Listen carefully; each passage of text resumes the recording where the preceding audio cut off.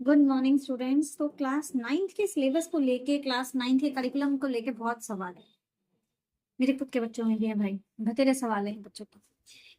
Class nine में हाँ बहुत चेंज हुए हैं, पर आप इस चेंज को ये मत समझिए कि चेंज जो है वो टफ है। नहीं, it's not tough, it's new. कई चीजें ऐसी हैं जो ऑलरेडी आपके सिलेबस में थी और पिछले 2-3 सालों में कटी हैं, उनको वापस से जोड़ा गया है।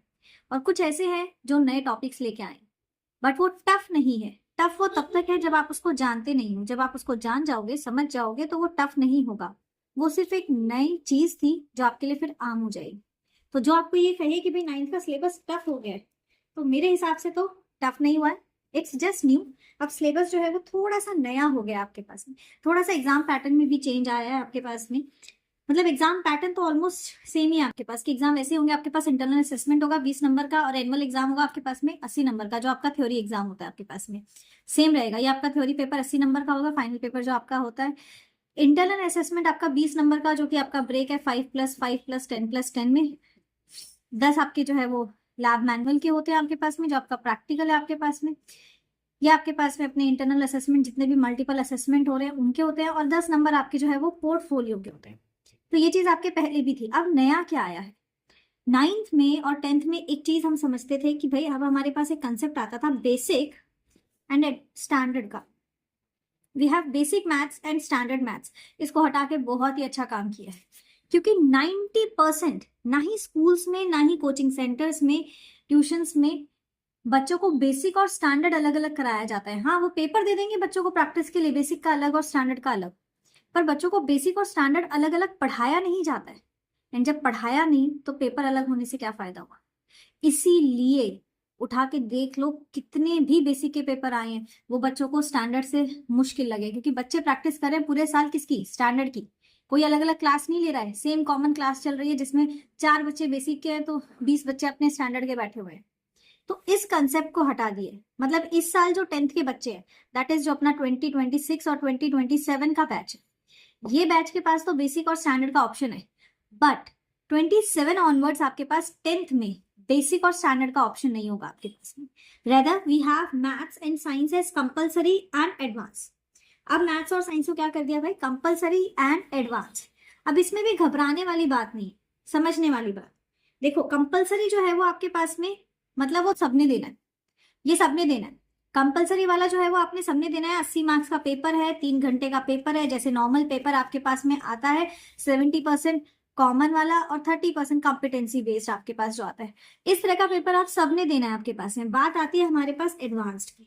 ये एडवांस सबसे पहली चीज तो ऑप्शनल है, चाहे मैथ्स की बात करो या आप साइंस की बात करो, दिस इज ऑप्शनल आपके पास में। पहली चीज ये ऑप्शनल है आपके पास, right.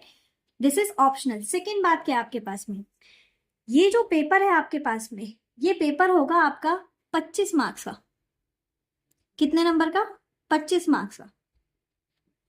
This will be of 25 marks. 1 घंटा एक्स्ट्रा मिलेगा। सेम साइंस में भी 25 नंबर का होगा, 1 घंटा एक्स्ट्रा मिलेगा आपके पास में। 1 घंटा आपको एक्स्ट्रा मिलेगा, और इसमें आएंगे सिर्फ हॉट क्वेश्चन।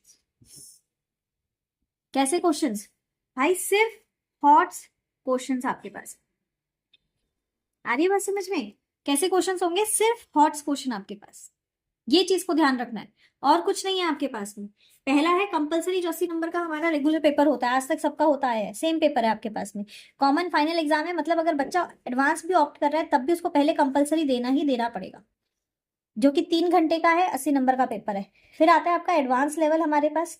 ये एडवांस लेवल इसी साल से शुरू हो जाएगा आपके पास में, जिसमें कि आपका 1 घंटे का एडिशनल पेपर होगा, और उसमें होंगे आपके पास में हॉट्स क्वेश्चन। बट अब ये मत सोचना कि मैं अगर ऑप्शनल को ऑप्ट करता हूं तो मेरी परसेंटेज डाउन होगी। This will not be included in your percentage, final percentage, not be included in final percentage. भाई फाइनल परसेंटेज निकालते वक्त इसको इंक्लूड नहीं किया जाएगा। पर मेरी माने तो आप लोगों को एडवांस ले लेना चाहिए भाई, अभी फाइनल परसेंटेज में नहीं लिया जाएगा। मान लो आपके इसके नंबर कम आ जाते हैं, आपके 25 में से सिर्फ 5 नंबर आए, ये आपकी मार्कशीट में भी नहीं शो किया जाएगा कि बच्चे ने 5 नंबर कम स्कोर किया है। इसका एक एडिशनल आपको रिजल्ट मिलेगा आपके पास। पर फ्यूचर में, क्योंकि अभी इन्होंने अगर इसको एडवांस को डाला है, मतलब फ्यूचर में कहीं तो प्रेफरेंस दी जाएगी इसको। चाहे आप जॉब के लिए जा रहे हो या आप कहीं आगे कॉलेज में एडमिशन ले रहे हो, तो कहीं तो प्रेफरेंस दी जाने वाली है। तो इसलिए ऑप्शन को लेने में कोई गलती नहीं है। नंबर कम आए इसमें तो हमारी फाइनल परसेंटेज पे कोई असर नहीं पड़ने वाला है। तो अगर मेरी माने, अपने इतने साल के एक्सपीरियंस से कह रही हूँ आपको, आप लोग एडवांस को ऑप्ट कर लीजिए।